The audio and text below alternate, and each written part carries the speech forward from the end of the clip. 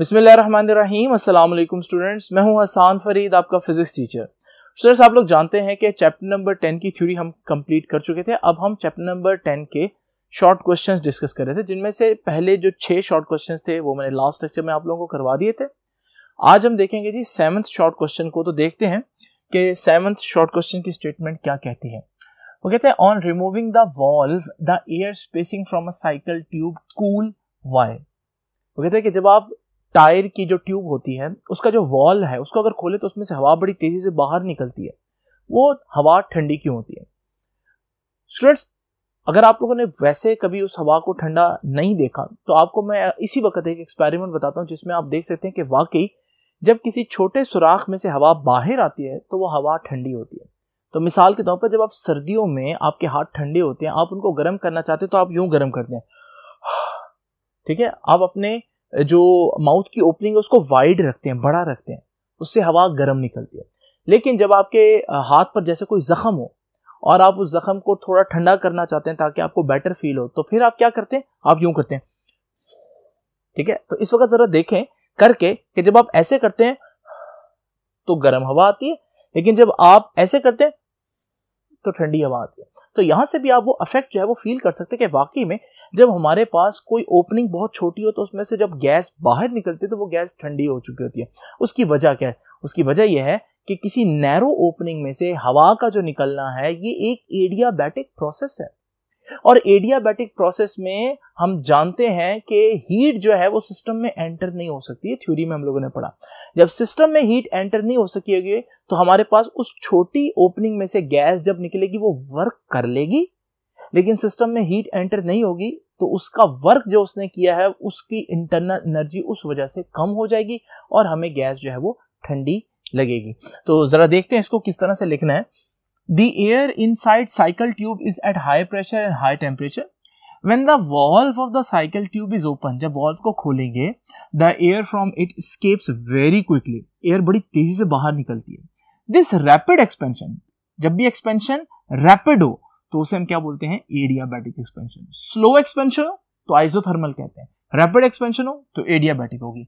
Here work is done by the system and no heat energy enters the system from outside, क्योंकि adiabatic expansion की definition ही यही थी कि कोई heat enter नहीं हो सकती। तो डेल्टा क्यू यानी वो हीट जो सिस्टम में एंटर होगी वो तो जीरो होगी। अब फर्स्ट लॉ ऑफ थर्मोडायनामिक्स कहता है कि जब भी आप किसी सिस्टम में हीट देते हैं वो दो जगहों पर इस्तेमाल होती है, इंटरनल एनर्जी के चेंज में और वर्क में। लेकिन यहां तो सिस्टम को हीट मिली नहीं, डेल्टा क्यू जीरो हुआ। तो डेल्टा क्यू अगर जीरो होगा तो फिर मैं इसको डब्ल्यू को एक तरफ रखता हूं, डेल्टा यू उधर जाकर माइनस डेल्टा यू बन जाएगा। ये क्या बता रही कि ये बता रही कि वर्क कहां से आया, वर्क जो है वो इंटरनल एनर्जी के चेंज होने से या कम होने से, नेगेटिव का मतलब कम होने से आ रहा है। जिसका मतलब वर्क जो है जो गैस कर रही है वो अपनी इंटरनल एनर्जी को इस्तेमाल करके कर रही है, तो इसकी वजह से इंटरनल एनर्जी कम हो जाएगी। तो इसकी वजह से इंटरनल एनर्जी कम हो जाएगी और इंटरनल एनर्जी ही टेम्परेचर के बारे में बताती है। तो इंटरनल एनर्जी का कम होना मतलब टेम्परेचर का कम होना और गैस ठंडी लगेगी। The negative sign shows that the internal energy decreases, कम हो जाएगी, which causes cooling effect when air escapes from tube. तो स्टूडेंट्स, ये तो था हमारे पास क्वेश्चन नंबर 7। देखते हैं कि क्वेश्चन नंबर 8 को किस तरह से सॉल्व करना है।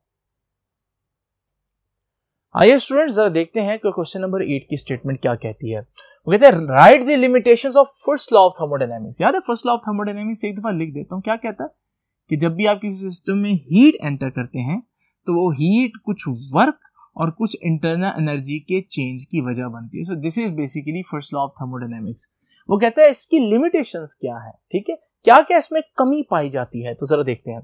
सबसे पहली जो हमारे पास चीज है वो ये है कि the first law of thermodynamics tell us about conservation of energy. ये तो बता रहा है कि हीट वर्क में कन्वर्ट हो सकती है, हीट इंटरनल एनर्जी में कन्वर्ट हो सकती है, यानी एनर्जी की कंजर्वेशन के बारे में तो बता रहा है। But it does not tell that under what condition and in which direction transformation of heat and work takes place. यानी वो ये बता रहा है हीट वर्क में चेंज हो सकता है, हीट इंटरनल एनर्जी में चेंज हो सकता है, लेकिन कैसे होगा, वो क्या कंडीशंस हैं जिनमें होगा, ये कंडीशंस के बारे में नहीं बताता। तो ये है पहली लिमिटेशन। दूसरी लिमिटेशन क्या है, it gives no information about frictional forces. आप देख रहे हैं कि यहां फ्रिक्शनल फोर्सेस का कोई जिक्र नहीं है। थर्ड थिंग ये है कि it gives no information about the principle of heat engine and refrigerator. Heat engine जो है वो हमारे पास हीट को वर्क में कन्वर्ट करता है, रेफ्रिजरेटर आपको पता है कूलिंग इफेक्ट जो है वो बताती है। तो इनका प्रिंसिपल आप फर्स्ट लॉ ऑफ थर्मोडायनेमिक्स से नहीं बल्कि सेकंड लॉ ऑफ थर्मोडायनेमिक्स से हासिल करते हैं, ठीक है। और चौथी जो इसकी लिमिटेशन है वो ये है कि it gives no information about thermal equilibrium and entropy of system. तो थर्मल इक्विलिब्रियम फर्स्ट लॉ से नहीं पता चलता, उसके लिए हमारे पास एक लॉ है जिसे हम कहते हैं जीरोथ लॉ ऑफ थर्मोडायनेमिक्स, तो वो हमारे पास थर्मल इक्विलिब्रियम के बारे में बताता है। और यहां से एंट्रोपी के बारे में भी नहीं पता चल रहा, एंट्रोपी ऑफ द सिस्टम जो है वो सेकंड लॉ से पता चलता है।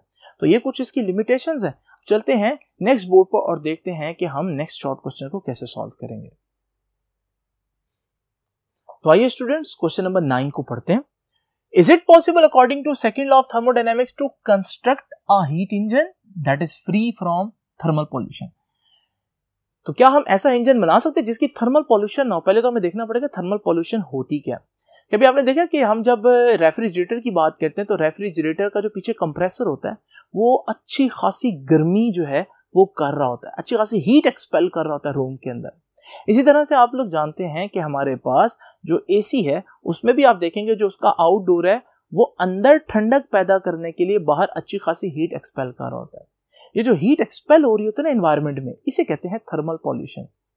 आप कोई भी इंजन देख लें उसमें थर्मल पॉल्यूशन लाजमी होगी। उसकी वजह क्या? इंजन कैसे काम करता है? इंजन जो है उसमें 2 रेजरवायर होती हैं, एक जगह से वो हीट ले रहा होता है, इसे हम बोलते हैं हॉट रेजरवायर या हाई टेम्परेचर रेजरवायर, इसे मैं HTR बोलूंगा। अच्छा, जब वो हीट ले लेता है हाई टेम्परेचर रेजरवायर से, उस हीट से कुछ वर्क करता है और बाकी हीट एक्सपेल कर देता है कहाँ? एटमॉस्फेयर में। जिसका मतलब हीट तो हमेशा एक्सपेल होगी। इसका मतलब हम कभी भी कोई ऐसा इंजन नहीं बना सकते जो सारी हीट को वर्क में कन्वर्ट कर दे, क्योंकि कुछ ना कुछ वेस्टेज लाजमी होगी जो कि हमारी सराउंडिंग में आ जाएगी, यानी एनवायरनमेंट में आ जाएगी। तो देखते हैं जी, no it is not possible to construct a heat engine which is free from thermal pollution because all heat engines work according to second law of thermodynamics। सब सेकंड लॉ पर काम करते हैं। सेकंड लॉ क्या कहता है? वो कहते हैं कि an actual heat engine absorbs heat from the high temperature reservoir, उससे हीट लेगा हाई टेम्परेचर रेजरवायर से, convert a part of this heat into useful work, उसका कुछ वर्क कन्वर्ट करेगा, and reject the remaining part of heat to sink, और बाकी जो है वो सिंक यानी कि हमारे एटमॉस्फेयर में भेज देगा। The heat sink means that heat is rejected to the surrounding which causes thermal pollution. ये जो आप सराउंडिंग में हीट रिजेक्ट कर देता है आपका इंजन, इसे हम बोलते हैं थर्मल पॉल्यूशन, और वो हर इंजन करेगा क्योंकि सेकंड लॉ ऑफ थर्मोडायनेमिक्स कहता है ऐसा लाजमी होना होता है। Hence it is impossible to construct a heat engine which will be free from thermal pollution। ठीक है, तो ऐसा नहीं हो सकता कि आप ऐसा हीट इंजन बनाएं जो थर्मल पॉल्यूशन ना करता हो, यानी सराउंडिंग यानी एनवायरनमेंट में हीट ना फेंकता हो। तो स्टूडेंट्स, ये थे हमारे पास 3 शॉर्ट क्वेश्चन। अब देखते हैं कि हमारे पास जो शॉर्ट क्वेश्चन नंबर 10 और 11 है उसको कैसे करना है। तो आइए स्टूडेंट्स जरा देखते हैं कि हमारे पास क्वेश्चन नंबर 10 की स्टेटमेंट क्या कहती है।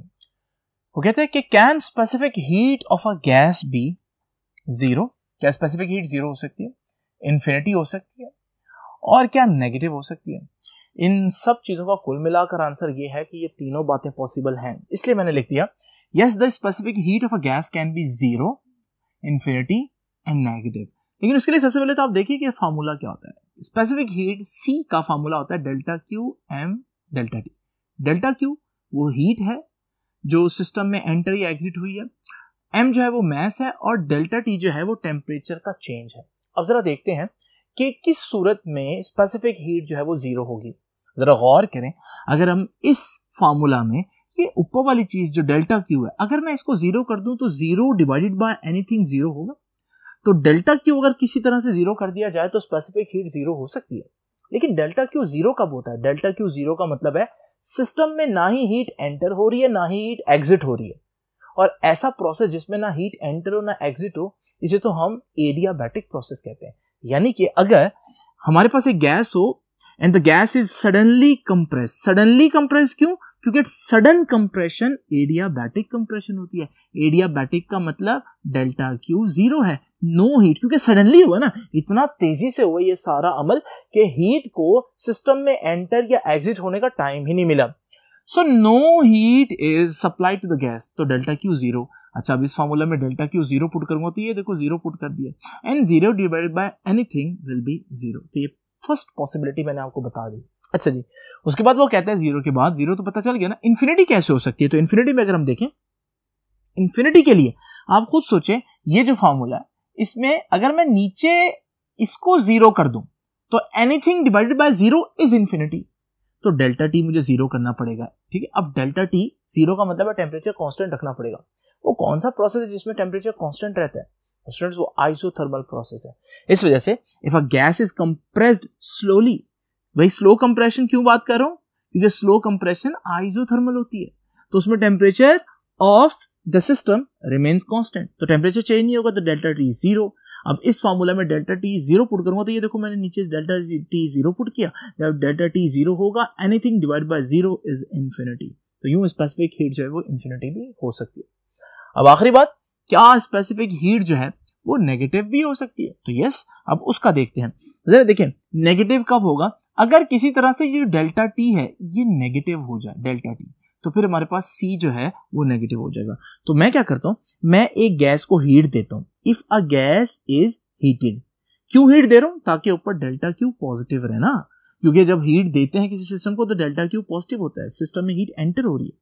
तो heat, if a gas is heated, अच्छा हीट दे रहा हूं और साथ साथ उसको अलाउ कर रहा हूं कि वो एक्सपैंड भी कर ले। ठीक है, क्योंकि एक्सपेंशन से टेम्परेचर गिरता है, such that the fall in temperature due to expansion is greater than the rise in temperature due to heat supply। अब मैं दो काम कर रहा हूं, एक मैं उसको हीट दे रहा हूं, हीट देने का नतीजा क्या होता है? टेम्परेचर बढ़ता है। एक मैं उसको एक्सपैंड करने देता हूं, एक्सपेंशन कॉजेज कूलिंग, एक्सपेंशन से ठंडक होती है तो टेम्परेचर गिरता है। लेकिन मैंने सिस्टम को इस तरह से रखना है कि मैं जो हीट दे रहा हूं, ठीक है, उससे जितना टेम्परेचर बढ़ रहा है उससे ज्यादा टेम्परेचर गिरे एक्सपेंशन से, उससे ओवरऑल फिर टेम्परेचर में नेट डिक्रीज आएगा। जब नेट डिक्रीज आएगा तो डेल्टा टी को नेगेटिव लेंगे। ठीक है ना, तो हमारे पास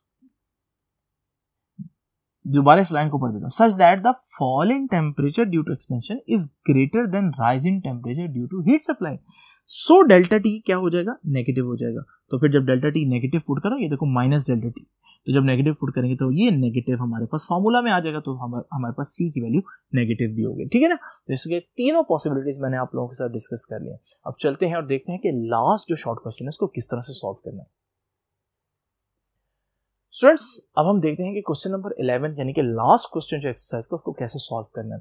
इस क्वेश्चन में वो कह रहा है कि हमारे पास एक इन्वेंटर है, किसी हीट इंजन का इन्वेंटर है, वो एक क्लेम कर रहा है। अब क्लेम क्या कर रहा है? वो क्लेम कर रहा है कि he has developed a heat engine, उसने एक हीट इंजन बना लिया है which is working between 27 degree Celsius and 227 degree Celsius, यानी कि उसका जो हाई टेम्परेचर रिजर्वायर है वो 227 डिग्री सेल्सियस पर है, यानी T1 227 डिग्री सेल्सियस है और T2 27 डिग्री सेल्सियस है। पहले तो हम इन टेम्परेचर्स को केल्विन में ले आते हैं, तो ये T2 जिसको 27 लिखा मैंने, उसमें 273 ऐड करूंगा तो 300 केल्विन, और T1 वो 227 डिग्री सेल्सियस, उसमें भी 273 ऐड करूंगा तो 500 केल्विन। अब वो कह रहा है कि इनका जो high temperature low temperature reservoir उसने बता दिया, उसका क्लेम क्या? उसका क्लेम है कि जो उसके बनाया हुआ इंजन है उसकी एफिशिएंसी 45% है, 45% एफिशिएंसी का क्लेम है। तो वो हमसे पूछता है कि whether this claim is false और ट्रू, ये क्लेम सही है, सच्चा है या गलत है।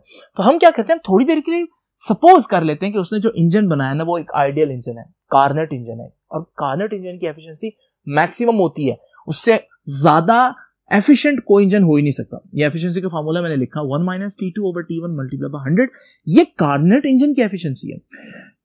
T2 और T1 की वैल्यू 300 और 500, वो जो मैंने ऊपर लिखी थी वो यहां पर मैंने पुट की। 300/500 में 3/5 रह जाएगा, इसको सॉल्व करेंगे तो 2/5 आ जाएगा, और यह आ जाएगा 40%। यानी इन दो टेम्परेचर को सपोज करते हुए अगर मैं आइडियल इंजन भी सपोज कर लूं ना, कार्नेट इंजन सपोज कर लूं, फिर भी एफिशिएंसी कितनी आ रही है? 40%। तो अगर रियल इंजन होगा, रियल इंजन में तो फ्रिक्शन लॉसेस होने, तो फिर एफिशिएंसी तो 40% से भी कम हो जाएगी ना। लेकिन वो भाई साहब कह रहे हैं कि इन दो टेम्परेचर पर मेरी इंजन की एफिशिएंसी 45% है, यानी उसके इंजन की एफिशिएंसी आइडियल इंजन कार्नेट इंजन की एफिशिएंसी भी ज्यादा आ रही है। ये तो मुमकिन नहीं है, तो इसलिए उसका क्लेम वैलिड नहीं है। तो द कैलकुलेटेड एफिशिएंसी, या जो उसकी एफिशिएंसी कार्नेट की बनती है, is less than the given efficiency, so his claim is not valid. तो स्टूडेंट्स, यहाँ हमारे पास चैप्टर नंबर 11 के शॉर्ट क्वेश्चंस कंप्लीट हो जाते हैं। आपसे इंशाल्लाह मुलाकात होगी नेक्स्ट लेक्चर में, तब तक के लिए अल्लाह हाफिज़।